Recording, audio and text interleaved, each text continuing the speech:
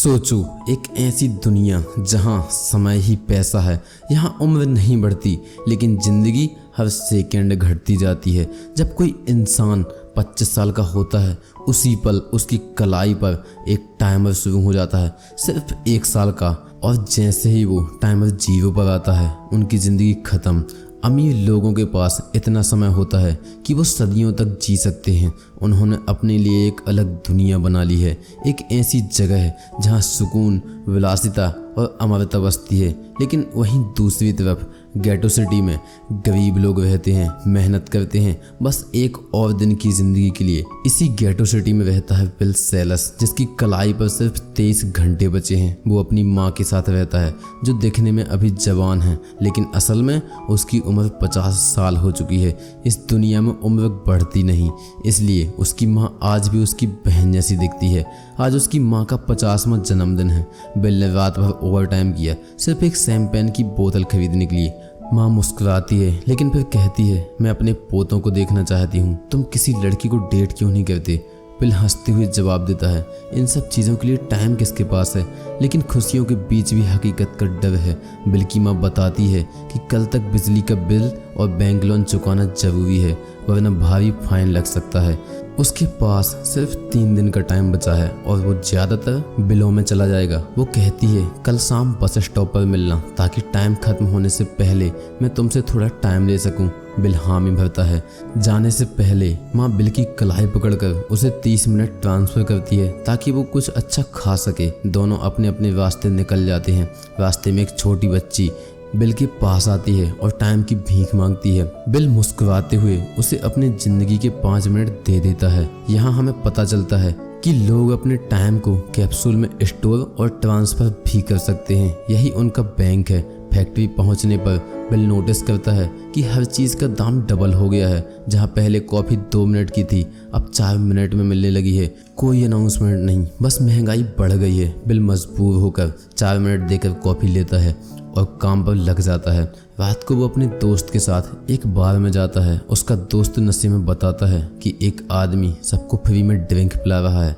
Bill जब देखता है तो उसकी कलाई पर 116 साल का टाइम होता है। वो तुरंत समझ जाता है कि यह आदमी ग्रीनविच सिटी से है, जहां अमीर रहते हैं। बिल उसके पास जाकर कहता है, तुम्हें यहाँ नहीं होना चाहिए, ये इलाका खतरनाक है। यहाँ के लोग टाइम के लिए किसी की जान भी ले सकते हैं। लेकिन वो आदमी जो नशे में था उसकी बात को इग्नोर करता है। तभी बार में फोर्टिस नाम का गैंगस्टर अपने गुंडों के साथ आता है, शहर का सबसे बड़ा टाइम चोर। सब डरकर भाग जाते हैं लेकिन बिल छिपकर देखने लगता है। फोर्टिस उस अमीर आदमी को चैलेंज करता है, चलो टाइम फाइट करते हैं, जो हारेगा उसका सारा टाइम विजेता को मिलेगा। यह फाइट होती है आर्म रेसलिंग की तरह। जिसकी कलाई नीचे होती है उसका टाइम कम होने लगता है और विजेता की कलाई में ट्रांसफ़र होने लगता है। अमीर आदमी डर जाता है। वो कहता है, मैंने बहुत ड्रिंक की है, मुझे थोड़ा टाइम चाहिए। फोर्टिस उसे कुछ मिनट देता है और एक आदमी निगरानी के लिए भेज देता है। वो आदमी बाथरूम में जाकर उल्टियाँ करने लगता है। तभी बिल वहाँ पहुँचता है, गार्ड को बेहोश कर देता है और अमीर आदमी को सुरक्षित जगह पर ले जाता है। बिल कहता है, मैंने तुम्हें पहली बार चेतावनी दी थी, तुमने लेकिन नहीं मानी। वो आदमी अपना नाम बताता है, हेनरी हैमिल्टन। हेनरी पूछता है, तुम्हारी उम्र क्या है? बिल जवाब देता है, 28 साल। हेनरी मुस्कुरा कर कहता है, मेरी उम्र 105 साल है और अब मैं जीने से थक चुका हूँ। बिल चौंक जाता है, कहता है, मतलब? हेनरी कहता है, क्या तुमने कभी सोचा है कि अलग अलग टाइम जोन क्यों हैं? क्यों गेटों में हर दिन महंगाई बढ़ती है? वो समझाता है, ये सब सिस्टम जानबूझकर बनाया गया है गरीबों को मरते रहने के लिए। हर बार जब कोई गरीब मरता है तो अमीरों को ज़िंदगी मिलती है। ग्रीनविच में लोग हज़ारों साल जीते हैं क्योंकि हम हर दिन अपनी ज़िंदगी बेचते रहते हैं। महंगाई, टैक्स, टाइम सब कंट्रोल में है ताकि हम काम करते रहें और वो हमेशा जिए। हेनरी की बात से बिल के अंदर एक सवाल उठता है, क्या वाकई में इस दुनिया में न्याय नाम की कोई चीज़ है या नहीं? या यहाँ बस अमीरों की अमरता और गरीबों की मौत की गिनती बाकी है? हेनरी ने कहा, उन्होंने अपनी ज़िंदगी का हर एक दिन गरीबों की मौत से कमाया है और अब मैं ऐसी ज़िंदगी नहीं जीना चाहता जो किसी मजबूर की मौत से मिली हो। बिल उस वक्त समझ गया, ये आदमी कुछ अलग है, एक नेक दिल है। हेनरी ने मुस्कुराकर पूछा, अगर तुम्हारे पास मेरे जितना टाइम होता तो तुम क्या करते? बिल ने जवाब दिया, सबसे पहले तो मैं टाइम देखना बंद कर देता क्योंकि उसके पास सिर्फ 18 घंटे बचे थे। वो हर वक्त अपनी कलाई देखता रहता था, उठते वक्त, खाते वक्त, सोते वक्त, बस इस डर में कहीं उसका टाइम खत्म ना हो जाए। बिल कहता है, मेरी मॉम दिन रात मेहनत करती है, अगर मेरे पास इतना टाइम होता तो मैं उसके लिए ग्रीनविच सिटी में एक अच्छा घर खरीद देता ताकि हम सुकून से ज़िंदगी बिता सकें। बिल और हेनरी उस रात वहीं रुकने का फैसला करते हैं। सुबह तक तब तक खतरा खत्म हो जाएगा, फिर हेनरी अपने घर लौट जाएगा। लेकिन सुबह जब सूरज निकलता है तो सब कुछ बदल जाता है। हेनरी जाग चुका था और बिल गहरी नींद में था। वो उसके पास आता है और अपनी कलाई बिल की कलाई से लगाकर अपना सारा टाइम, पूरा 116 साल ट्रांसफ़र कर देता है। फिर अपने पास कुछ मिनट बचाकर चुपचाप एक ब्रिज पर बैठ जाता है। जब बिल की नींद खुली उसने देखा हेनरी गायब है और उसने तुरंत अपनी कलाई देखी और अपना टाइमर देखकर वो ठहर गया। उसकी कलाई पर अब 116 साल चमक रहे थे। पहले तो उसे लगा शायद सपना देख रहा है, लेकिन फिर उसकी नज़र खिड़की पर लिखे एक नोट पर पड़ती है, मेरा टाइम बर्बाद मत करना। वो समझ गया हेनरी ने अपनी पूरी ज़िंदगी उसे दे दी है। बिल दौड़ता हुआ ब्रिज की ओर भागता है। वहाँ उसने हेनरी को देखा जो शांत पानी के किनारे बैठा था। वो चिल्लाया, हेनरी, लेकिन देर हो चुकी थी। हेनरी के पास अब कुछ सेकंड ही बचे थे और अगले ही पल वो झटके से मरकर नीचे गिर गया। बिल की आंखों से आंसू निकल पड़े। उसे एहसास हुआ कि हेनरी ने सच कहा था, इस दुनिया की अमीरी गरीबों की मौत पर टिकी है। अब बिल के पास 116 साल का टाइम था, लेकिन वो समझ गया था अगर वो यहाँ रहा तो सब उसे हेनरी का कातिल समझेंगे। वो जल्दी से अपने सबसे अच्छे दोस्त के पास गया। दोस्त उसकी कलाई पर इतना टाइम देखकर दंग रह गया। बिल ने कहा दोस्त की खातिर, और उसे उसने 10 साल का टाइम दे दिया। दोस्त की आंखों में आंसू आ गए। Thank you bill. बिल बोला, मुझे अब यहाँ से निकलना होगा, इतना टाइम देखकर लोग मुझे मार देंगे। मैं ग्रीनविच जाकर अपनी माँ के लिए एक अच्छा घर खरीदूंगा। वो दोस्त से विदा लेकर सीधा बस स्टॉप की ओर निकलता है जहाँ 2 दिन पहले उसकी माँ ने मिलने का वादा किया था। उधर उसकी माँ सारे बिल और लोन चुकाकर घर लौटने के लिए बस में चढ़ी, लेकिन तभी पता चला कि टिकट का दाम डबल हो गया है। पहले जहां एक टिकट 1 घंटे की थी अब 2 घंटे की हो गई थी। उसकी माँ के पास बस 1.5 घंटे बचे थे। वो ड्राइवर से विनती करती है, अगले स्टॉप पर मेरा बेटा टाइम दे देगा, कृपया मुझे बैठने दो। लेकिन ड्राइवर ठंडे लहजे में कहता है, अगर टाइम नहीं है तो पैदल जाओ। बस स्टॉप बहुत दूर था, पैदल जाने में 2 घंटे लगते। रेचल ने बस में बैठे लोगों से मदद मांगी, लेकिन किसी ने भी हाथ नहीं बढ़ाया। रेचल वहां से भागती है। भागते भागते उसके पास बस कुछ ही मिनट बचे होते हैं। सड़क पर गलियों में दौड़ती चली गई, हर घर के दरवाजे पर दस्तक दी, थोड़ा सा टाइम दे दो, लेकिन किसी ने उसकी तरफ देखा तक नहीं। उधर बस स्टॉप पर बिल फूलों का गुलदस्ता लिए खड़ा था। उसने अपनी माँ से वादा किया था कि आज बर्थडे साथ मनाएंगे। बस आई, लोग उतरे, लेकिन उसकी माँ नहीं। बिल का दिल धक धक करने लगा। उसे एहसास हुआ कुछ गड़बड़ है। वो पागलों की तरह दौड़ने लगा उसकी माँ को ढूंढने के लिए। उधर रेचल की घड़ी में अब सिर्फ 10 सेकंड बचे हुए थे। वो दूर से बिल को देखती है और पूरी ताकत से दौड़ पड़ती है। बिल भी अपनी कलाई आगे बढ़ाए हुए उसकी ओर दौड़ता है। 5, 4, 3, 2, बस एक पल की दूरी रह गई थी और उसी पल रेचल का टाइम 0 हो गया। वो बिल की बाहों में गिरी, लेकिन अब बहुत देर हो चुकी थी। बिल चीख उठा, मॉम, और बस एक पल में बिल की पूरी दुनिया खत्म हो गई। अगली सुबह टाइम कीपर्स को हेनरी की लाश मिल चुकी थी। टाइम कीपर्स यानी इस दुनिया की पुलिस जो टाइम क्राइम्स की जांच करती है, उनका प्रोफेसर रेमंड नियोन जांच के लिए ब्रिज पर पहुंचता है। उसे कोई क्लू तो नहीं मिलता, लेकिन उसकी नज़र सीसीटीवी कैमरे पर पड़ती है। वह फुटेज देखने के लिए निकल पड़ता है। इधर बिल की आंखों में आंसुओं की जगह गुस्सा भरा था। उसने कसम खाई, मैं अपनी माँ की मौत का बदला लेकर रहूंगा। वो ग्रीनविच की ओर निकल पड़ा, उस शहर की तरफ जहाँ लोग सदियों तक जीते हैं। शहर में एंट्री के लिए उसे 1 साल का टाइम खर्च करना पड़ा, लेकिन जैसे ही उसने उस अमीर दुनिया में कदम रखा वो ठहर गया। यहाँ हर कोई अमर लग रहा था। लोगों के पास इतना टाइम था कि मरना जैसे भूल चुके थे।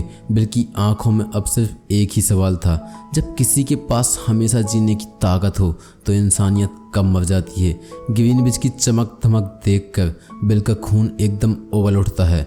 जिस शहर से वह आया था वहाँ ज़्यादातर लोगों के पास सिर्फ 24 घंटे होते थे और यहाँ लोग सैकड़ों साल गंभीरता से रहते हैं।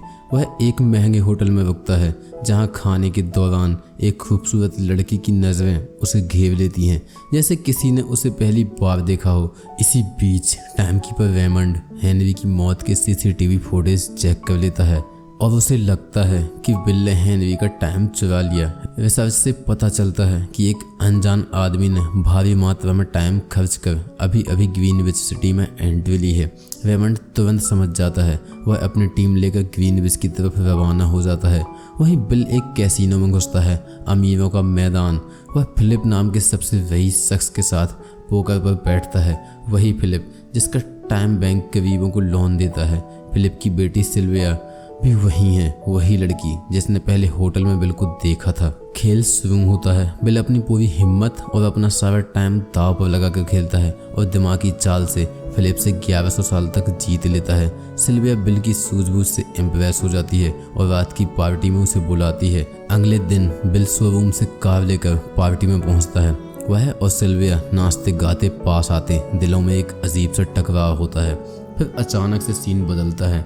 रेमंड और उसकी टीम पार्टी में घुस आती है, बिल को पकड़ लेते हैं और सारा टाइम छीन लेते हैं। उसे सिर्फ 2 घंटे छोड़ देते हैं और हेनरी की हत्या के इल्जाम में गिरफ्तार करने लगता है। बिल समझ जाता है कि रेमंड उसे फंसाकर उम्र कैद करवा देगा। मौका पाते ही वह रेमंड की बंदूक लेकर सिल्विया को ढाल बनाकर दोनों गाड़ी लेकर गेटों की तरफ भागते हैं, लेकिन रास्ते में बिछे कांटेदार तारों की वजह से कार ब्रिज से टकरा जाती है। हादसे में दोनों बेहोश हो जाते हैं। फोर्टिस और उसकी गैंग ने यह मौका नहीं छोड़ा। उन्होंने सिल्विया के पास से 10 साल चुरा लिए। जब होश आता है तो सिल्विया देखती है कि उसके पास सिर्फ 30 मिनट बचे हैं और बिल के पास भी कुछ ही मिनट बचे हैं, पर बिल ने उसे कुछ मिनट दिए, दोनों का टाइम बराबर कर दिया। फिर वे दोनों दोस्त के घर पहुंचते हैं जिसे उसने 10 साल दिए थे, लेकिन दोस्त की बीवी दरवाज़ा खोलते ही चिल्ला उठती है। उसने कहा उन 10 सालों की वजह से वह पी कर मर गया। यह सुनकर बिल टूट जाता है। वक्त कम था। वे दोनों सिल्विया की इयररिंग बेच देते हैं और दोनों को 2 दिन का टाइम मिल जाता है। फिर बिल फिलिप को कॉल करके बताता है कि उसकी बेटी सलामत है और बदले में 10,000 साल का टाइम मांगता है। फिलिप मना कर देता है। सिल्विया अब समझने लगती है उसके पिता सिर्फ बिजनेसमैन नहीं है, वह इस सिस्टम का हिस्सा है जो गरीबों की जिंदगियां खाता है। वह महसूस करती है कि उसकी दुनिया पिंजरे जैसी कैद थी। शान शौकत के भीतर एक कड़वी सच्चाई, उसके दिल में संवेदनाएं जाग उठती हैं। फिर वही मोमेंट आता है। रेमंड लौट आता है। वह बिल के पीछे होता है। सिल्विया घबरा कर रेमंड पर गोली चला देती है। गोली रेमंड के हाथ को छू जाती है और खून बहने लगता है। रेमंड के पास सिर्फ 2 घंटे हैं और अगर उसकी टीम समय पर नहीं पहुंची तो रेमंड मर सकता है। बिल उसे थोड़ा समय देकर रेमंड को बचाता है। अब सिल्विया और बिल के लिए पीछे कोई रास्ता नहीं बचा। दोनों ने मिलकर फिलिप के कई टाइम कैप्सूल चुराए और उन कैप्सूलों को गरीबों में बांटना शुरू कर दिया। यह चोरी केवल पैसा छीनना नहीं था, यह एक सवाल था, क्या अमीर हमेशा दूसरे की जिंदगी खाकर जिंदा रहेंगे? सरकार अब तंग आ चुकी थी। बिल और सिल्विया की बढ़ती हुई बगावत देखकर उनके सिर पर 10 साल का इनाम रख दिया गया। खबर आग की तरह फैल जाती है और वही खबर पहुंचती है गैंगस्टर फोर्टिस तक, जिसने अब ठान लिया कि वह इन दोनों को कुत्ते की तरह ढूंढ निकालेगा। बिल और सिल्विया रोज ठिकाना बदलते रहते थे ताकि कोई उन्हें पकड़ न सके। टाइम की अब उन्हें कमी नहीं थी, इसलिए उन्होंने पूरा होटल बुक कर लिया था और उसी होटल में छिप गए। लेकिन फोर्टिस उनकी तलाश में होटल तक पहुंच जाता है और दोनों को पकड़ लेता है। अब बिल और सिल्विया के पास कोई रास्ता नहीं बचता।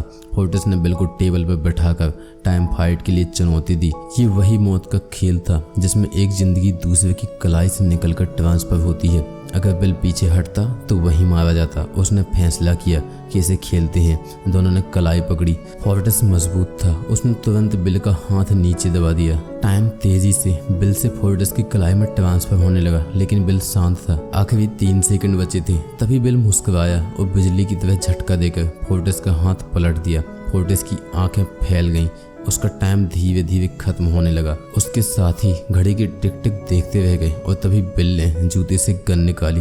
एक पल में सबको शूट कर दिया। तभी फोर्टिस का टाइम 0 हुआ और वो जमीन पर गिर पड़ा। बिल और सिल्विया भाग निकलते हैं, लेकिन अब खेल अमीरों के हाथ में था। उन्होंने महंगाई बढ़ाकर गरीबों को दिए गए सारे टाइम की कीमतें गिरा दी। यह देखकर बिल टूट गया। उसने कहा अब कुछ नहीं बदलेगा सिल्विया, ये सिस्टम सबको खा जाएगा। सिल्विया ने उसकी आंखों में देखा। तो हमें सिस्टम को तोड़ना होगा। बिल ने सिर हिलाया। अगर हमें इस खेल को पलटना है तो लाखों साल चुराने होंगे। सिल्विया पहले ही प्लान बना चुकी थी। अगले दिन वह अपने पिता फिलिप के ऑफिस पहुंचती है और कहती है, मैं सरेंडर करना चाहती हूँ। गार्ड्स ने तुरंत बंदूक तान दी, लेकिन उसी पल पीछे से बिल आया और फिलिप के सिर पर बंदूक रख दी। उसने लॉक खुलवाया और वहां से एक टाइम कैप्सूल निकाला जिसमें पूरे 10 लाख साल जमा थे, गरीबों की मौत से कमाए गए साल। दोनों वह कैप्सूल लेकर निकल पड़ते हैं। दूसरी तरफ रेमंड को यह खबर लगी। वह गुस्से से पागल हो गया। उसने हेडक्वार्टर कॉल किया, मुझे आज का मेरा टाइम कैप्सूल में भेजो, मेरे पास टाइम बहुत कम है। लेकिन तभी उसकी नज़र दूर भागती बिल की कार पर पड़ती है। उसने टाइम ट्रांसफर किए बिना ही पीछा शुरू कर दिया। रेमंड जानता था अगर यह 10 लाख साल गरीबों तक पहुंचे तो पूरा सिस्टम खत्म हो जाएगा। अमीरों की बनाई दीवारें टूट जाएंगी। वह पूरी ताकत से पीछा करता है, पर बिल और सिल्विया उसे फिर चकमा देकर गेटो शहर में पहुंच जाते हैं। उन्होंने वह टाइम कैप्सूल एक आदमी को दे दिया ताकि लोगों में बराबर बांटा जा सके। उनके पीछे पीछे रेमंड भी पहुंच गया। जल्दबाजी में बिल और सिल्विया ने खुद टाइम ट्रांसफर नहीं किया और अब उनके पास बस कुछ ही मिनट बचे हुए हैं। तभी रेमंड ने उन्हें पकड़ लिया। उसने बंदूक तान कर कहा, अगर जान प्यारी है तो सारा टाइम वापस कर दो। बिल ने मुस्कुराकर कहा, याद है जब तुम मरने वाले थे मैंने तुम्हें टाइम दिया था, अब मुझे मेरा टाइम वापस करो। रेमंड चौंका। उसने अपनी घड़ी देखी और पाया कि उसके पास सिर्फ 5 सेकंड बचे हैं। घड़ी ने टिक टिक कर 0 दिखाया और रेमंड वहीं गिर पड़ा। अब बिल और सिल्विया अकेले थे। उनके पास सिर्फ 1 मिनट था। चारों ओर सन्नाटा था। वो एक दूसरे को गले लगाते हैं मानो आखिरी बार। तभी बिल की नजर रेमंड की कार पर पड़ती है। वह पूरी ताकत से दौड़ता है, कार तक पहुंचता है और सैलरी का टाइम अपनी घड़ी में ट्रांसफर कर लेता है। फिर पूरी रफ्तार से सिल्विया की ओर भागता है। सिल्विया के पास कुछ ही सेकंड बचे थे, ठीक वैसे ही जैसे कभी उसकी माँ के पास बचे थे। मगर इस बार किस्मत साथ थी। सिल्विया बिल की बाहों में गिरती है और उसी पल बिल उसका हाथ थाम लेता है। सिल्विया बच जाती है। बिल और सिल्विया की इस जंग में पूरा सिस्टम हिल जाता है। अब डेकन सिटी के लोग अमर हो चुके थे। उन्हें हर घंटे की मजबूरी के लिए भागना नहीं था। और इस तरह से इन टाइम की एक कहानी खत्म होती है। एक ऐसे इंसान की कहानी जिसने साबित किया कि अगर इंसानियत जिंदा हो तो वक्त भी झुक जाता है।